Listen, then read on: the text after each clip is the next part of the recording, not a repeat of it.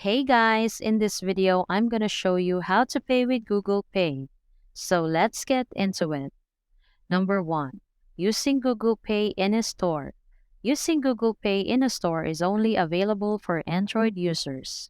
Make sure NFC is enabled on your phone and that contactless payment are on and set to Google Pay. Unlock your phone. You do not need to open Google Pay app. Position the back of your phone close to the payment terminal for a few seconds. But after a moment, you should see a check mark appear indicating that the purchase is complete. Number 2. Using Google Pay online. When you're paying for something online, you may notice Google Pay as an option. Press it and follow the prompts when you're ready to check out. So that's all for this video, guys.